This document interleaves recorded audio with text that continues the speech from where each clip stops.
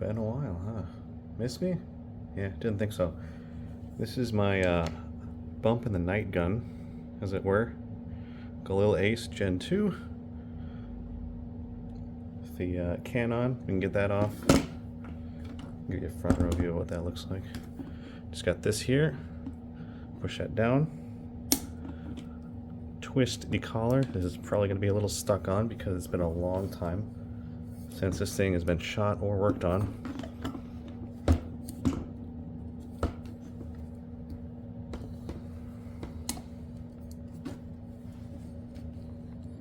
There it goes. You see the adapter muzzle device. This thing's pretty bomb proof. Surefire SPS 300.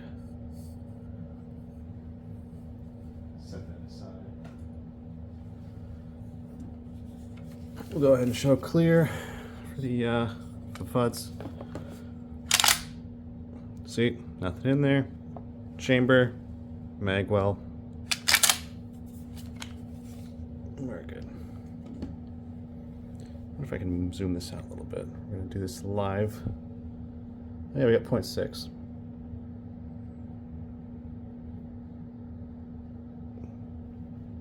That didn't help. There we go. Get a bit more of a zoomed out view. Oh, that's so much better.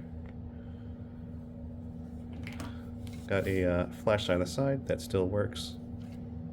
Obviously, don't exactly go test that with home intruders, but that's a good thing. Anyways, this is going to be a little bit jank because the act of ripping this dust cover off to actually get at the guts to clean it is rather violent, as is the reinstallation, but you do what you must for quality. We're cleaning this up, and we're also cleaning up another one because tomorrow I'm going to take them out to the range and get them zeroed, because 3-gun season starts next week. In literally 7 days, we're going to be out on the range, just blasting. All right. First things first, I gotta get the dust cover off. So it's pretty simple. You push this tab in, and then you just rip the damn dust cover off. It's very snug in there. You see this bit here, how it goes in there? It's a very snug slot. I'm probably going to have to get me mallet and bash it into place. So let me see if I can actually take this off in any small amount of time. So we push this in, that goes in there, and then we, in theory, I'm going to rotate this around so I can actually get some leverage. Push this in and then just start yanking at this dust cover.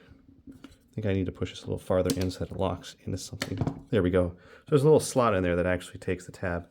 And then from there, it's going to be pulling this thing off, which is still going to suck.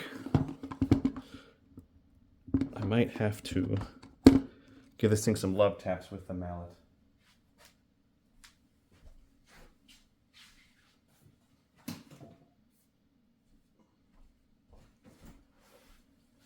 So I've got a little bit of a indent here.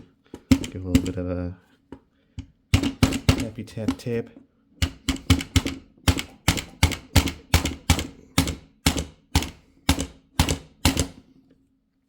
It's coming a little bit, but not much. Oh yeah, you can see. You see that there's a gap forming. It's sliding out a little bit. There it goes. Easy.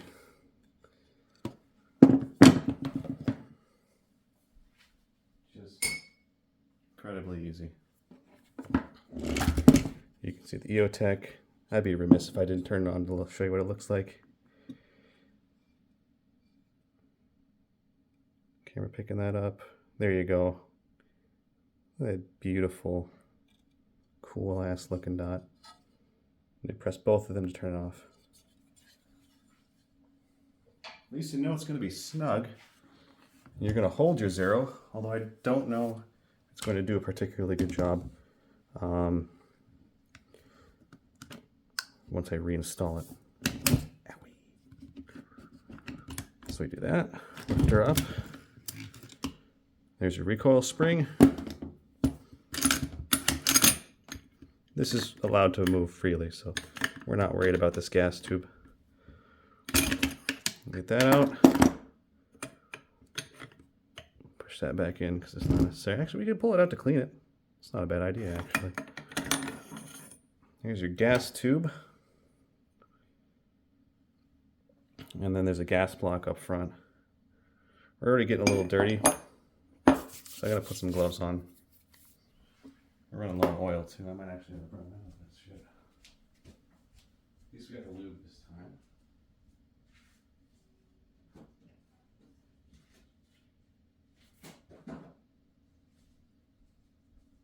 But yeah, so to make sure that the home defense gun runs well, I will be running that one first at 3 gun, and then if I feel like spicing things up, I'll run the Zastava M70 7.62 AK. See how that feels. For now, you definitely take priority over the thing that you are going to be more or less trusting with your life. So let us start with where everything sort of starts. Our bolt carrier right here. So we push that in there, we can rotate it so that it spins freely, then we can pull that out. There's your it's a part that the hammer smacks that causes this firing pin to make freedom happen. We'll just, actually we'll spray this with a patch. Yeah, that's how you know we're sort of running lower on oil. But yeah, that's very black. This thing hasn't been basically cleaned for a year. Granted, this isn't my main, like I haven't been running this gun exclusively, but I did every now and then bring it out. Yeah, it's very, very black. But I have taken it out a fair few times and let people shoot it. It is not my only 5.56, I guess you could say AK, because it is the same operating mechanism. I mean, look, if you look at these parts, you're like, oh, it's an AK. I also run it suppressed. Why is this here? I run it suppressed, and so that means that even though I don't run it constantly, when I do run it, it gets rather dirty. You can tell by the way it is. For example, see this bobble up here? This is the K&S adjustable gas piston. If I turn it to either side, I can let in more or less gas into the system. Super nice for the Galils because you don't have to drill out any, what's the word? You don't have to drill out any rivets in order to actually install this. It's straight up just knocking out a pin and this sucker goes right in. I love this thing. It made it so easy. Granted, I did have to take the dust cover off and on in order to tune it. But once you get it there, you don't have to do shit. Very cool. K&S does good things. I'll probably be cutting this video into 2. One for the Galil, one for the M70. I'm going to have to clean both of them tonight though, which is why my stream will probably start for a good bit. But the AK is way easier to take apart because, you know, AKs come apart like friggin' Legos when it comes to getting that dust cover off. Alright, that's looking better. These aren't like shiny steel, silvery colored parts, so you can't exactly wipe away the carbon and see that nice steel texture, but you can tell by all the black that's coming off that it's getting cleaner. And then we'll lube this up near the end.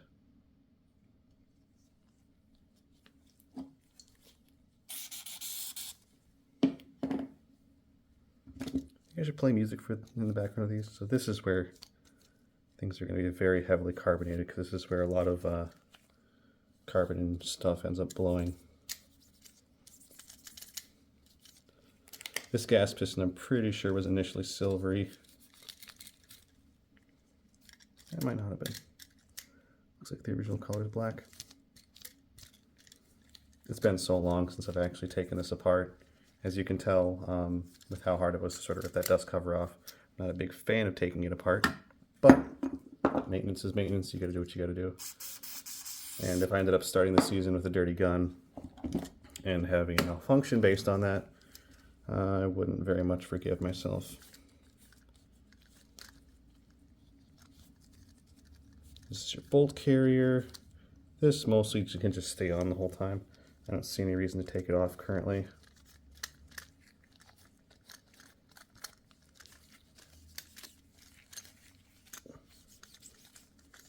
This is that pin that I had to knock out in order to replace the K&S gas, or replace the normal bolt head.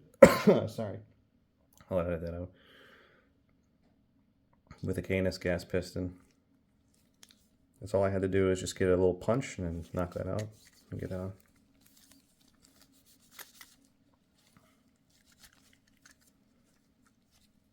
That's a very used patch.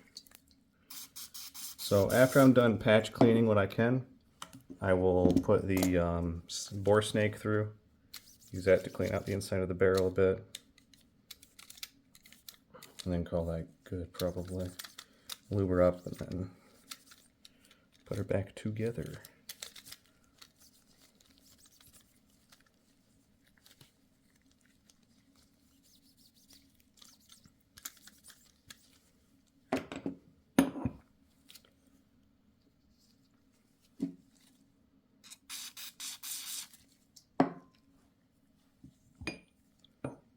This, not sure how to tackle this quite so much.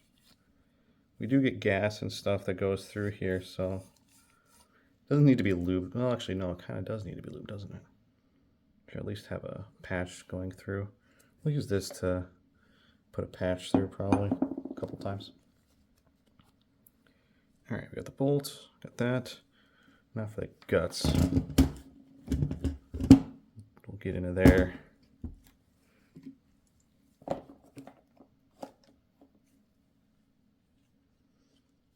Now you can, I don't know the optimal way to really go about cleaning these. I don't particularly look that sort of stuff up. I get the general gist. You oil it, you can use patches. I don't necessarily love patches or anything, but they get the job done and I have a lot of them. So I might as well use them before I switch to some other option, right? These are some Chinesium ones though, I think. I don't much like them, honestly. Good patches don't fray and look all cottony like this, I don't think, because then you can run the risk of getting, you know, little wisps of cotton in your shit, and I don't much like that idea. I don't want to get little fuzzies in the mechanics of my gun, as you might expect.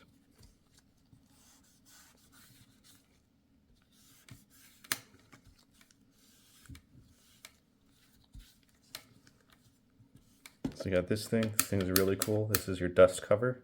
It prevents dust and dirt and crap from getting inside the mechanism while the gun is not currently firing. And it sort of like seals up that gap between the dust cover. That's one of the failings of AKs. There's a big old gap right here where the bolt carrier handle, oh, it's on the other side, but there's a gap right there where the bolt carrier handle is going to run through and dirt and crap gets that there in the back. And the solution is, well, there's just a whole bunch of room that doesn't do anything. So if dirt gets in there, who cares? It can just rattle around there and be stupid. Not a big fan of that, but you love things for their flaws, right? AKs have many flaws. They fail mud tests, for sure. If enough crap gets back there in that bit, then, well, that's not a good sign. Then they for sure will start failing, but they're fun to shoot. They have a unique recoil impulse, that long stroke piston. They're big and heavy, and that's one of the parts that make them feel so romantic. All right, that's good. I think this head should be fine. Yeah, it should be fine.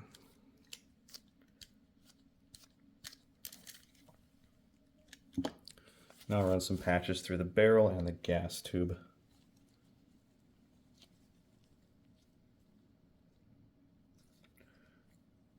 If I don't end up cleaning the AK though, I think that's kind of fine. If there's any gun here that I would say I'm fine with not having to clean, it's probably the AK, especially since it's a rail-mounted optic, which means that, or it's a side rail-mounted optic, which means that if I take the dust cover off to clean it and stuff, it's not really going to affect the zero. So, a bit hot dog down a hallway, but that's all I can see to do to really get some Earl in there. After this, it's not long enough. We're going to use the bore snake. We're going to use this 22 cal bore snake. If you have two different kinds of lube, you can use that. I think you should be able to see the marking somewhere around here. It might say 22, but this diameter is basically the same as a 22 round. So that's what makes it useful. We'll just get this side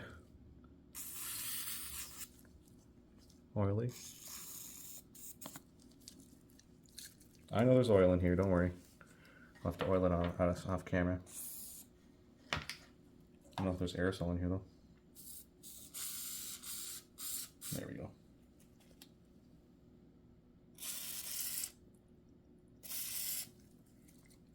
So this will probably happen off camera for the most part because I have to sort of take this off the bench in order to do it, but I'll try and get some of it exposed to where you can see things happening. So I'm dropping this into the chamber, letting it feed through.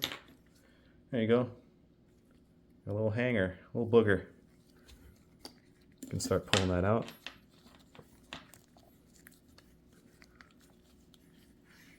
There you go. Once you start to feel some resistance, you know it's starting to pull this bit in. See? Now this bore snake's going through the chamber, and that should give it a little bit of a clean out at least. It's not going to be perfect. There's probably obviously way better ways to do this, but this is how I do it. I'll do this a couple more times, and then we'll call that good.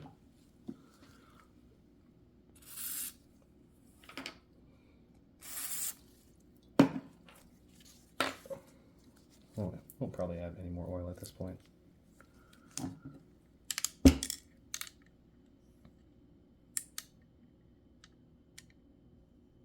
Probably stop at Cabela's and get more oil.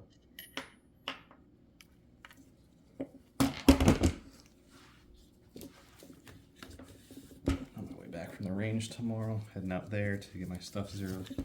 Gonna make sure the glow's all zeroed and everything, and then at that point I'll pretty much be ready for 3-gun because I don't imagine pistols will need much love. Next week is the first 3-gun, and then starting in May, Pistol League starts. Got a treat for you regarding that. Well, do you care about that? Okay, that's the gist of it. I'm going to try to add some oil to the parts that I think are going to move a lot once this is sort of together-ish. So let's start to assemble. First things first, put this gas tube back in.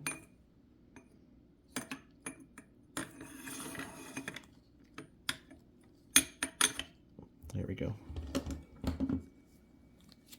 Next, get the bolt carrier, or the bolt into the bolt carrier. We'll have these lugs, these locking lugs, face up towards us first. And then we should be able to just rotate this down in. And now that should be captured. There you go. That looks good. Slide that in.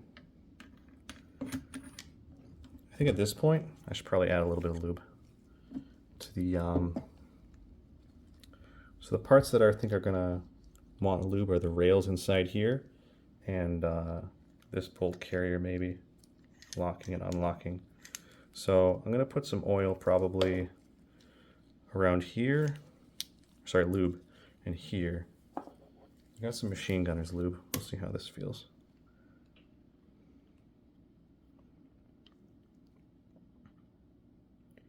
Here I think it engages a rail.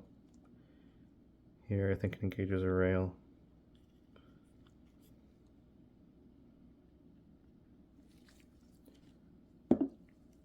Screw it, let's put some in this channel right here too.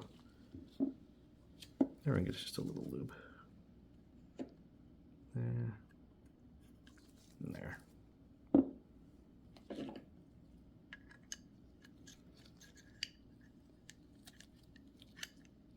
Oh, she wet.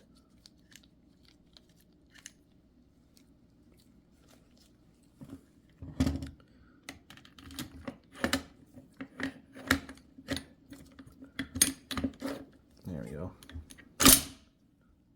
And she's in. I'm gonna put a little, well, see these rails? These rails are definitely going to get some love. And put some there. Then when we rack it, that should do fun things. All right. Get this forward. It's a little bit of an angle, so it's a little bitchy.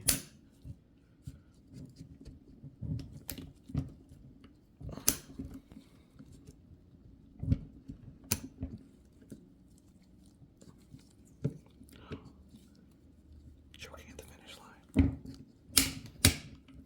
There we go. That's actually exactly where we want it, is for it to be down into this channel. That allows us to install the dust cover. I'm going to take these gloves off so I don't get shit all over the dust cover.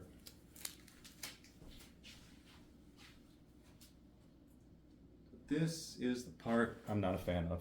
You got to beat this thing down. So engage this tab right here. Get it a little bit more snug than that.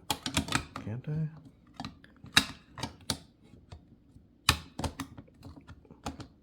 It's got to slide in at least another little bit.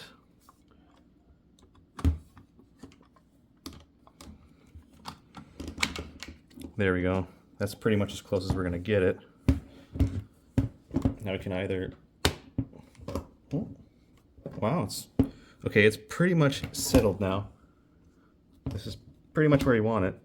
Normally you could karate chop this in. That actually seems good. Oh, no. So you see this gap here? That's what the mallet's for. I believe so. And see how it popped out. So I'm going to give it a little wiggle so it gets into the initial position. It's nice and snug. That seems just about right.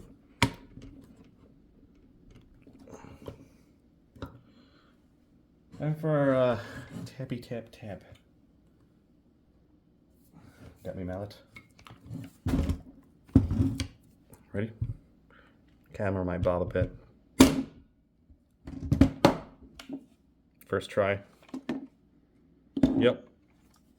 Moment of truth. I'm going to do this for the camera. So it'll be a little bit of an awkward angle, but we'll rack it. That doesn't seem correct.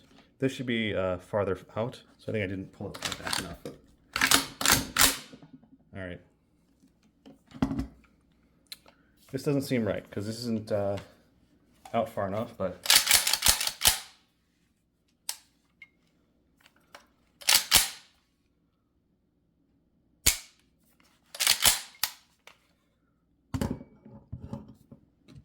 now normally you'd be like, oh, this is fine now. It's all engaged and everything, but I think something's wrong.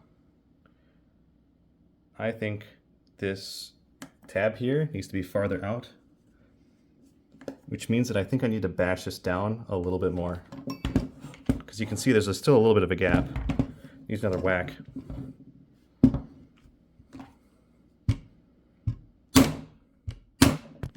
Aha! Victory to the observant. Now she's fully erect through the hole now. Now I know it's fully engaged and down there. Yeah. That makes me much happier, is knowing that that's correct. Ambidextrous safety, by the way, if you didn't know. Safe. Fire. And then that flips this thing over here too. Kind of cool. Very cool. All right.